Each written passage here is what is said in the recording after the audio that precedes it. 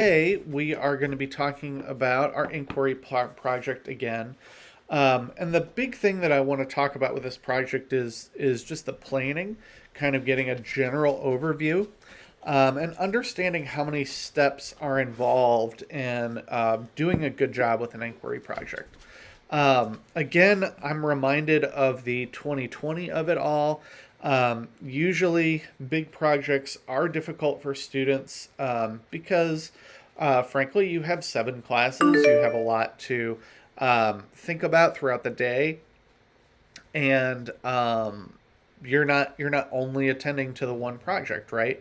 It also plays into some things that are hard with student mentality, which it takes a lot of time.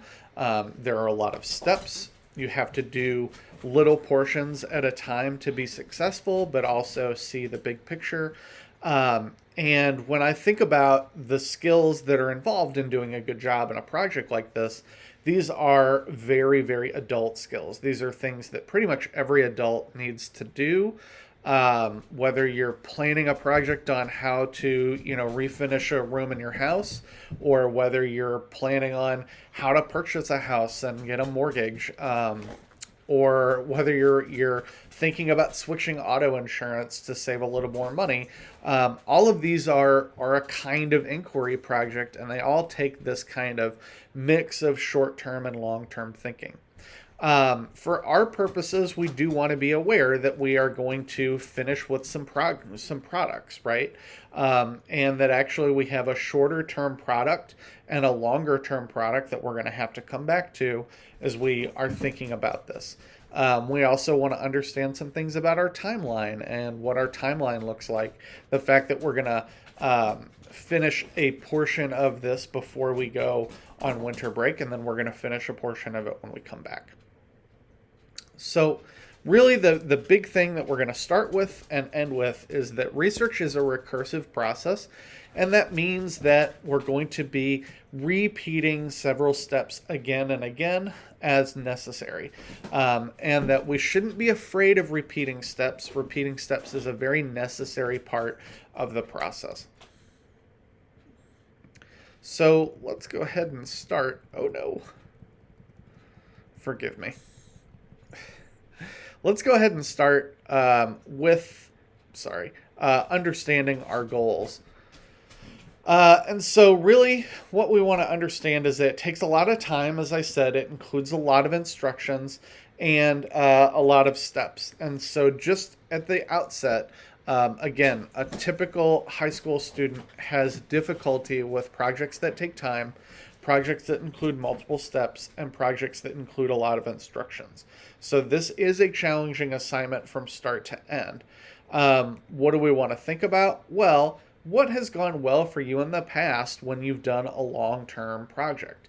What are the things that have helped you to be successful? Probably including a lot of adults in the equation. Again, when I think about the 2020 of it all, you have adults around you who are willing to help, whether that's myself, Ms. Cartier, Ms. Stewart, Mr. Drockelman, your parents, etc. But you need to ask us for that help, right? So we are not ever present. Even if you're in the classroom, we're only in there for an hour a week. And so I can't do too much. None of us can do too much if we're just relying on that 1 hour a week to let us know when you're having problems, et cetera, et cetera. The other thing that we have to think about is what hasn't gone well when we've done long-term projects. So even looking back a couple weeks, the last long-term project that we did was to write a personal narrative that took about 3 weeks from the time that we introduced it to the planning of it, to the writing of it, to the peer editing of it, and what didn't go well. A lot of it is following instructions, being kind of present to ask questions when those questions are really important to ask and not well after. Making sure that we're following a process, right? All the things that I've just made clear here are the things that are going to be problems as we move forward here, right? So the good news is that if we identify the problems that we had, we can hopefully avoid making them this time around, right? Or at least minimizing those problems. Again, two things that we're going to think about. It's not going to zoom in, but we will eventually write a paper on this topic. You don't have to worry about that right now.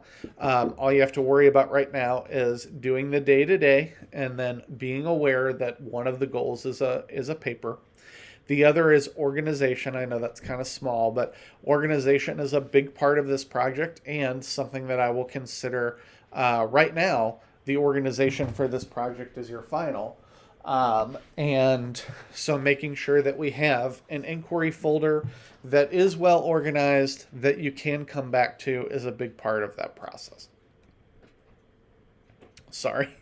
Reviewing background information. So last week we really started on this inquiry journey, and Miss Carty and I narrowed down the topics for you so that you didn't have to start with, oh my gosh, I have no idea what to pick, right?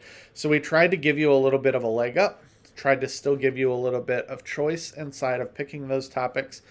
And so when I think about any type of research or inquiry that I'm doing, what I want to acknowledge first is how much I don't know. The whole process of inquiry is learning something new, right? Learning something pretty detailed about a new topic. And so the first thing that I want to acknowledge is that I don't know much about this topic, or I certainly don't know as much as I could.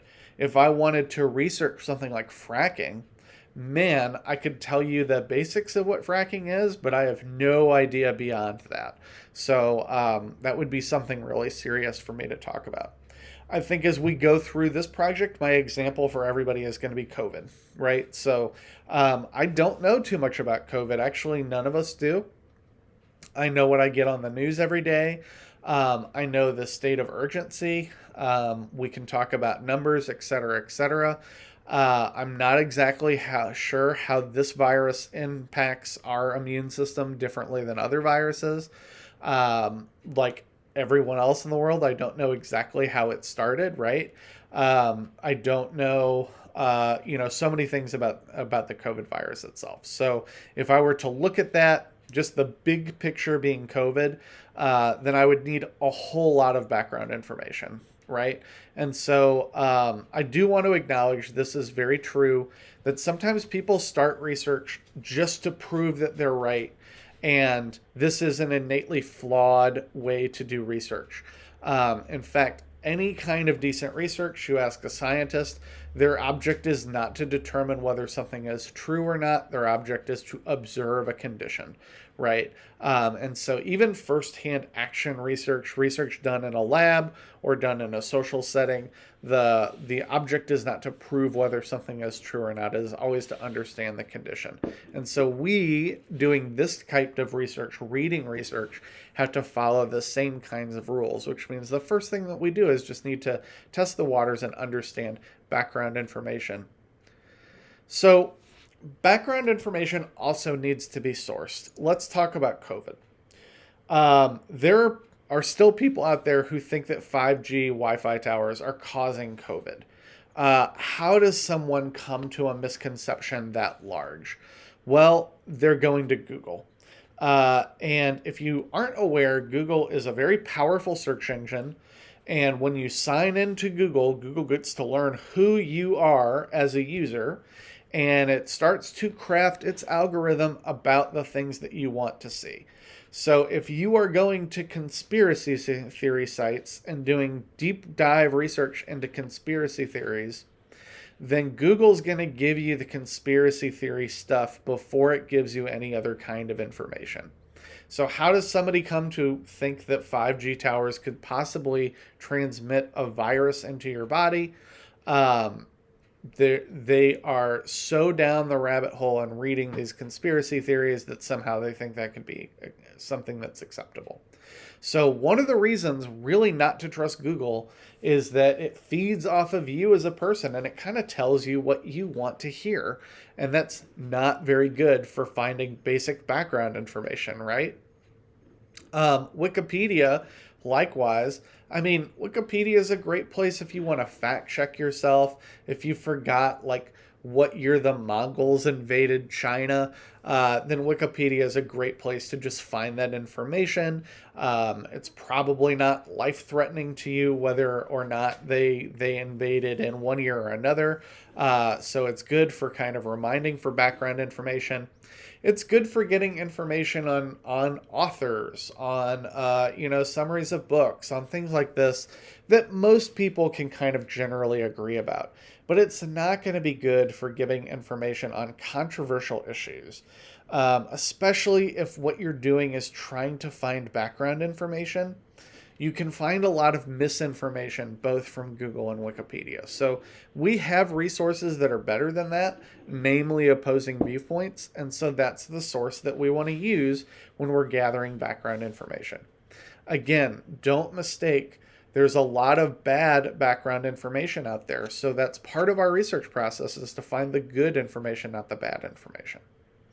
Background information is recursive. So we've talked about this. This is how I started the presentation, that background information and all information in a research paper causes you to think about it again and again, come back to it again and again. So if you ever think that you have all of the answers on a topic, just know that you're probably missing something, that your information is likely incomplete, and that there's probably something more that you can learn. And once you accept that, then you're on a good path to really learning and understanding new information. Again, we're going to start by understanding something that we don't know. The entire purpose of background information is to learn things that we don't know. All right, so next we're going to go to answering questions. So really, again, before we go to answering questions, weeks 1 and 2 of this project, last week and this current week, are all about reviewing and finding background information. We're going to be reviewing research methods. We've talked a little bit in my section about how to use opposing viewpoints. We're going to learn how to use the county library. And again, these are things that even if you are an adult and you don't have access to a high school library, you certainly have access to the county library, which has, again, many of the same resources that we do in high school. If you're in college, then you have access to very many resources.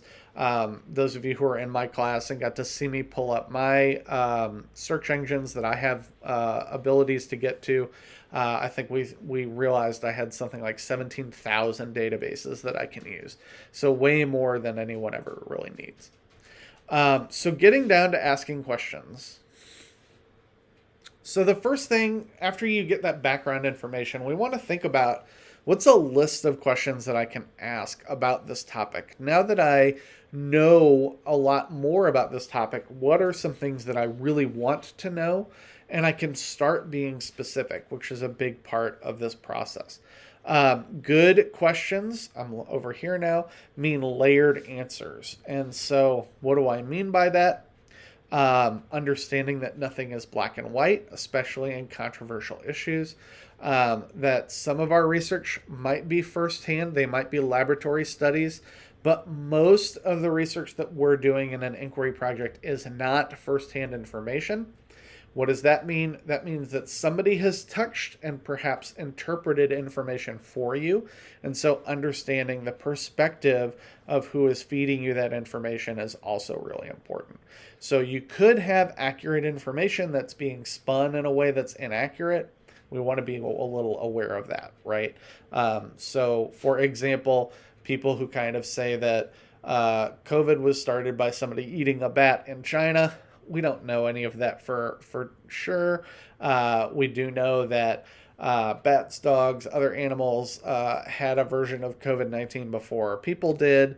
So somebody is interpreting that information for you and telling you something about it, right? As opposed to somebody who's saying like, oh, it was invented in a lab as a weapon, which is, I can't say this for sure, but almost certainly not true. Again, Research is recursive. Gee, I keep saying that. It must be really important. And so is the process of research, right? So organize, plan, and execute. This means that, hey, I've determined that I want to ask this question. Well, now I want to reorganize everything. I want to replan everything, and then I want to continue. So taking frequent opportunities to do things like reorganizing your information. Hey, I found these 5 sources really early in the process, but none of them are really helping me to answer this question now. Sure, they helped me get there, but they aren't helping me now. Well, I want to move them into a different folder so I'm not distracted, right? Or, hey, I found this source. I thought it was really good. Now I've found 2 sources that contradict it. Well, now I'm going to put in my yes and no pile what I think I'm going to use and what I think I'm not going to use. Again, narrowing down ideas. So the more questions that I'm asking, the more narrow my topic gets, the easier it is for me to do targeted research, and then it's going to be easy for me to do some digging deeper. Um, Again, I'm reorganizing, replanning, and re-researching as I'm getting to a new layer. And what does that mean? It means looking at my folder again, right? As I just said, maybe using some yes, no, and maybe approaches. I do want to be aware that I never want to erase anything that I have until I have my final course grade. In this section, remember, we're going to be using this information second semester. So I definitely don't want to erase this folder or do anything with it until after I'm finished with English 2, right? And I have a final grade for both semesters, and that grade is passing. I'm going to replan, right? So one of the things that I think gets people a little upset as we go through the inquiry process is if we don't have instant success, it means we have to be adaptable and change our way of thinking. That's actually a sign of success, right? When we are on a journey to know something, and we feel like we understand something, and then we find out that it's more complicated, or we find out that it's not true, or we find out that our sources were not right, we've actually learned quite a bit. And so as a learning process, inquiry is very powerful. However, some people feel really stifled when they've put a lot of work in and then they learn that that work wasn't as valuable as they thought it was. And they don't necessarily think about that other perspective of, oh, it was as valuable as I thought it was. It just put me in a new direction, right? So if you are starting to question things, if you're starting to look at how your previous research affects your current research, that's a really good sign. And of course, re-researching. So research is a rabbit hole. It never really ends, especially if you get really good at a topic. You find that there's always more information. And we want to be accurate. So we want to find and understand the information and create plans as we do that. So always understanding that there's a little more to do, that eventually we have to cut it off to present a product is very understandable. But again, if we feel like, hey, I'm done after I find X number of sources, then we're not really taking into account the way that we should be doing research and the way that we do research. And of course, we're going to end with research is a recursive process, meaning that there's always something more that we can do, right? And that if we're asking these layered questions, then eventually we're going to get down to the root of the issue. And that, of course, is where we want to be.